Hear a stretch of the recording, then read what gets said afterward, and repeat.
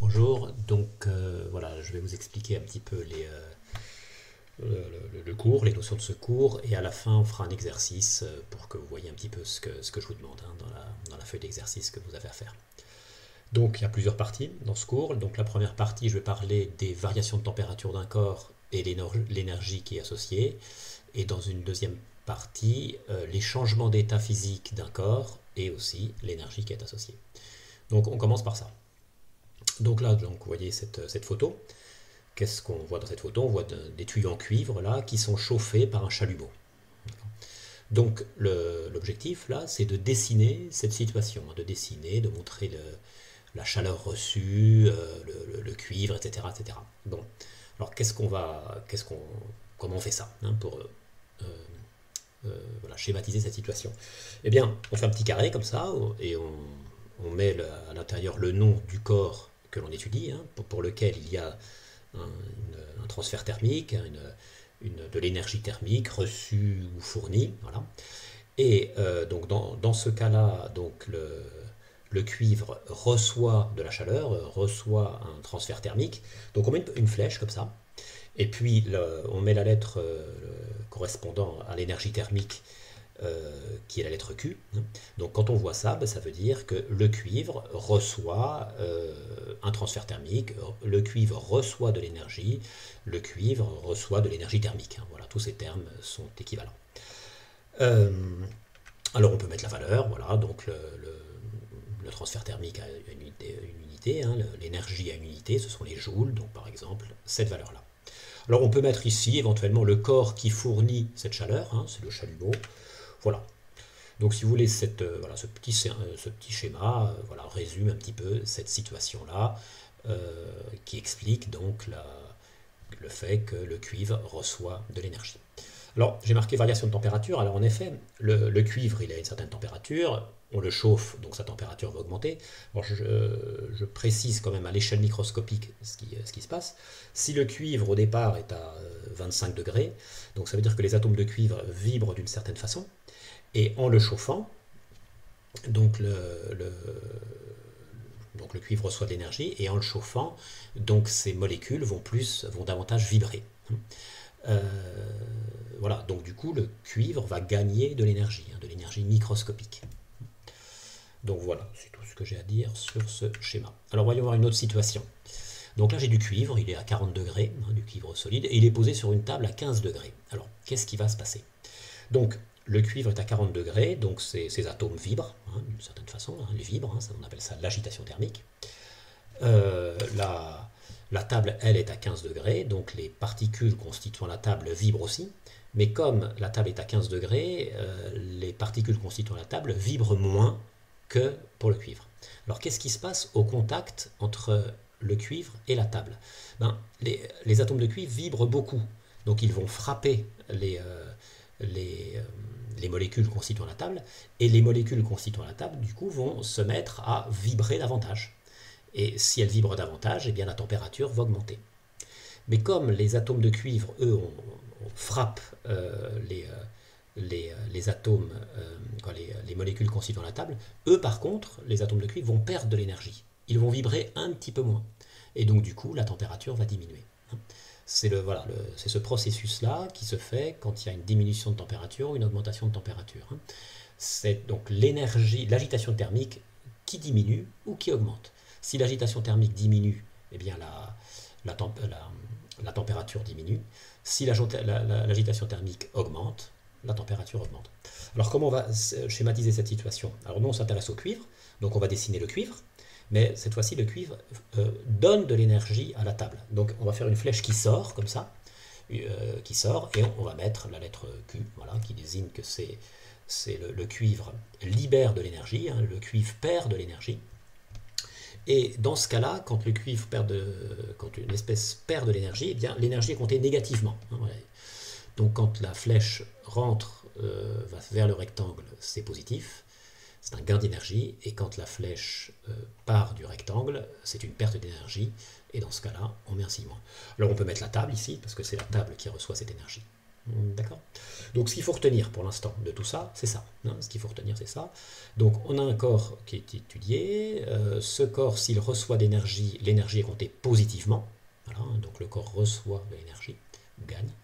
Si la flèche donc, va vers l'extérieur, eh bien cette énergie, donc ça veut dire que le corps libère de l'énergie, il perd de l'énergie, et cette chaleur, cette énergie est comptée négativement. Voilà ce qu'il faut retenir pour l'instant. Alors ce qu'on va étudier maintenant, c'est la même chose, mais cette fois-ci, il n'y aura pas de variation de température, puisqu'il s'agit des changements d'état physique hein, qui se font à température constante. Hein. Par exemple, la fusion de la glace qui se fait à 0 degré. D'accord? Donc, voilà ce que j'ai pris comme exemple, justement ça. J'ai un glaçon qui est à 0 degré, qui est posé sur une table à 25 degrés, et donc ce glaçon va fondre. Alors pourquoi ce glaçon fond-il? Eh bien, donc la table est à 25 degrés, donc là, il y a une certaine agitation thermique qui est plus forte sur la table que sur le glaçon. Donc la table va frapper les molécules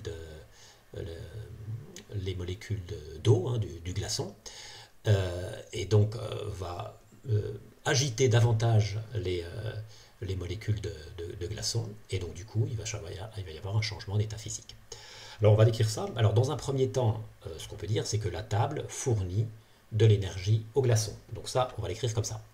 Donc on a le glaçon, une flèche qui rentre, donc là, voilà, l'énergie thermique. D'accord? Donc c'est compté positivement, hein, puisque là, c'est un gain d'énergie pour le glaçon, donc Q 190 joules. D'accord? Et c'est la table qui est chaude, entre guillemets, qui permet ça. Alors maintenant, donc le glaçon reçoit de l'énergie. Alors on va voir à l'échelle microscopique ce que ça veut dire, ça, ce qui se passe concrètement. Alors voilà, j'ai fait ces petits schémas-là, donc le glaçon reçoit l'énergie. Donc il y a 3 schémas. Donc ce que j'ai représenté sur ces schémas, donc c'est les molécules d'eau, là vous voyez. Donc, dans le premier cas, on a l'eau qui est solide, complètement solide, donc un glaçon. Dans le deuxième schéma, on a de l'eau solide et mélangée avec de l'eau liquide. Et dans le troisième schéma, l'eau est devenue complètement liquide. Il n'y a plus de solide. Alors, regardons un petit peu la différence.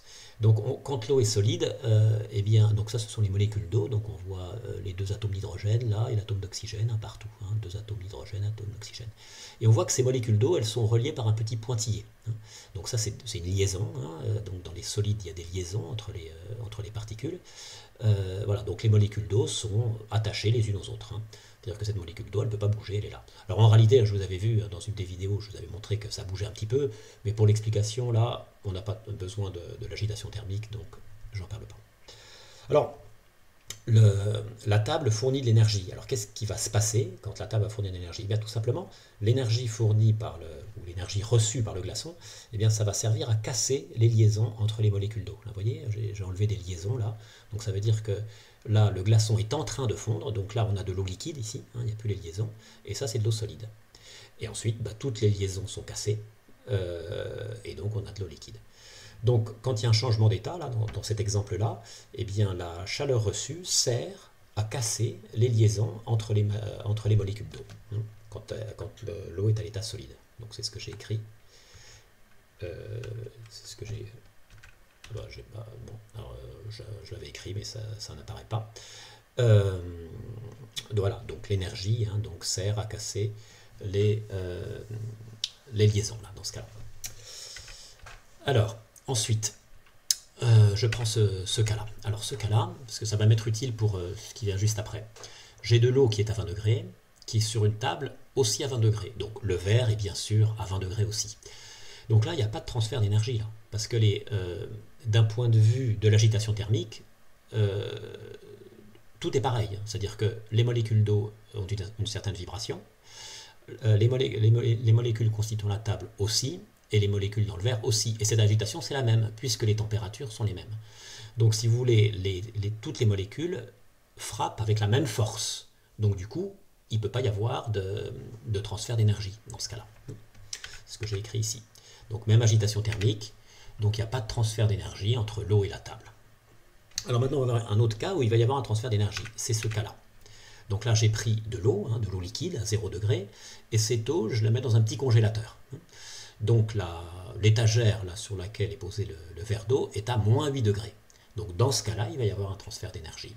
Pourquoi? Bien, parce que Les molécules d'eau, elles vibrent un petit peu, hein, puisqu'elles sont à 0 degré. Je vous rappelle qu'il n'y a pas de il y a aucune vibration. Pour qu'il y ait aucune vibration, il faut que la température soit la plus basse possible, c'est-à-dire à moins 273 degrés. Hein. Sinon, il y aura toujours des vibrations. Et plus la température est élevée, plus les vibrations sont fortes. Donc l'étagère, elle, hein, donc il y a un liquide réfrigérant qui passe dans l'étagère, elle est à moins 8 degrés. Donc les molécules constituantes donc, qui sont dans l'étagère vibrent moins que les molécules d'eau. Finalement, l'eau, on peut dire qu'elle est chaude par rapport à l'étagère. Donc l'eau et le verre, hein, qui est aussi à 0 degré. Donc ces deux corps-là vont frapper en quelque sorte les molécules là, constituant l'étagère. Voilà. Et donc du coup, ils vont perdre de l'énergie. Ils vont réchauffer en quelque sorte un petit peu l'étagère. Mais bon, comme il y a un liquide réfrigérant qui passe, l'étagère, en fait, elle est toujours à moins 8 degrés. Hein. Voilà, donc en tous les cas, en frappant le verre, quoi, les molécules constituant le verre et l'eau, en frappant l'étagère, ces corps vont perdre de l'énergie. Voilà, donc on peut faire voilà, donc en perdant de l'énergie, effectivement, l'énergie thermique diminue un petit peu. Et donc du coup, l'eau va libérer de l'énergie. Alors le schéma que l'on peut faire, c'est le suivant. Voilà. Donc on a de l'eau liquide qui cède de l'énergie donc à ce qui est autour, donc là en l'occurrence à l'étagère. Donc l'eau liquide perd de l'énergie, donc la chaleur, le transfert thermique est compté négativement. Donc voilà pour ce cas. Hein. Alors, ce qu'il faut retenir hein, des changements d'état. Hein. Donc, on a une transformation physique. Hein, la matière, dans les deux cas qu'on a vus, elle passe de l'état, pour le glaçon, la fonte, de l'état solide à l'état liquide. Ou dans le deuxième cas, c'est une solidification. Donc, l'eau liquide se solidifie et devient solide. Alors, ces transformations, elles portent un nom. Hein. On les appelle soit transformations endothermiques, soit exothermiques. Et donc voilà, j'ai mis la situation correspondant à la fusion de la glace. Hein. Donc la table chaude, donc on apporte de la chaleur pour faire fondre le glaçon. Alors, donc cette transformation, on va l'appeler transformation endothermique. Alors pourquoi? Alors j'ai mis ça en rouge. Alors pourquoi endo? C'est un suffixe endo qui veut dire vers l'intérieur, hein, en dedans si vous voulez. Hein. Donc effectivement, donc on apporte de la chaleur au glaçon. Donc il s'agit d'une transformation endothermique. D'accord? Parce que l'apport, voilà, la flèche, si vous voulez, elle va à l'intérieur, en quelque sorte. Alors maintenant, la solidification de l'eau, donc on avait vu que c'était une perte d'énergie. Donc l'énergie, donc l'eau liquide fournit de l'énergie, libère de l'énergie. Hein. Donc là, on va parler d'une transformation exothermique, parce que exo, ça veut dire à l'extérieur. D'accord? Transformation exothermique. Exo signifie vers l'extérieur, en dehors. Voilà. Donc, quand la flèche est dans ce sens-là, il s'agit d'une transformation endothermique. Quand la flèche va dans ce sens-là, il s'agit d'une transformation exothermique. Dans le cas, bien sûr, des changements d'état, hein, quand il y a un changement d'état. D'accord? Voilà, c'est tout pour le cours. Voilà, donc on va faire un petit exercice pour que vous voyez un petit peu ce qu'on vous demande. Alors, donc je lis. Donc on s'intéresse à la liquéfaction du dioxygène, hein, c'est-à-dire le fait que le dioxygène passe de l'état gazeux à l'état liquide. Donc ça se fait à une température très basse. Hein. Le schéma ci-dessous montre le transfert d'énergie concernant cette transformation. Donc on a le dioxygène, il est gazeux, il va fournir de l'énergie donc à son environnement, et donc du coup il va devenir liquide. Hein, c'est ce que montre ce schéma. Alors, on vous demande donc de préciser si la valeur du transfert thermique Q est positif ou négatif, hein, si la valeur de Q donc, est positif ou négatif, et si la transformation est exothermique ou endothermique, hein, donc comme il s'agit d'un changement d'état. Eh bien, donc, le dioxygène, d'après le schéma, perd de l'énergie. S'il perd de l'énergie, par définition, Q est négatif. Voilà. La flèche est dirigée vers l'extérieur, donc il s'agit d'une perte d'énergie, donc Q négatif. Ensuite, est-ce que la transformation est exothermique ou endothermique? La flèche va vers l'extérieur, d'accord? Donc il s'agit d'une transformation exothermique. La flèche est dirigée vers l'extérieur, Donc il s'agit d'une transformation exothermique. Voilà pour la première question. Deuxième question. La chaleur latente de liquéfaction du dioxygène vaut moins 213 joules par gramme. On dispose de 87,4 grammes de dioxygène gazeux. Quelle est la valeur du transfert thermique Q libéré par sa liquéfaction, donc le passage de l'état gazeux à l'état liquide. Bon, eh bien écoutez, on a une formule pour ça. On a la masse de gaz qui va se liquéfier. On cherche l'énergie qu'il faut, voire l'énergie qui va être libérée par la liquéfaction. Eh bien c'est tout simplement Q égale ml. Donc ça, on a vu ça dans les cours d'avant. Q égale ml. Donc on fait attention aux unités. Donc là j'ai des grammes, ici j'ai des joules par gramme, donc c'est bon, j'ai pas de conversion à faire. Donc ça va faire 87 fois moins 213. Voilà. Ce qui donne moins 1,86 10 puissance 3 joules. Voilà. Enfin, dernière question. Au cours de la transformation, le dioxygène libère 3650 joules par minute. Quelle est la durée nécessaire pour liquéfier tout le dioxygène? Alors, cette transformation-là, le transfert thermique, l'énergie libérée ne se fait pas d'un seul coup, elle se fait progressivement. Elle se fait progressivement et on vous donne la quantité libérée par minute, l'énergie libérée par minute. Bon, l'énergie libérée totale, c'est tout ça. D'accord? Ça va se faire en un certain temps. On sait qu'en 1 minute, il y aura ça de libéré. Donc il faut faire un produit en croix. Donc on met 3650 joules correspond à 1 minute. Alors là on voit pas, ça m'embête, ça on voit pas dessous. Bon, alors et dessous, eh bien on met moins 1,86 10 puissance 3 joules correspond à X. Alors moi je le vois pas en tous les cas. Donc il faut faire un produit en croix. Donc moins 1,86 10 puissance 3 fois 1 divisé par ça. Voilà, c'est ce que j'ai écrit ici. Et on trouve 5,1 minutes. Voilà, voilà, si vous avez compris le cours, pour les exercices, ça devrait aller, il ne devrait pas trop y avoir de problème. Voilà, ce cours est terminé.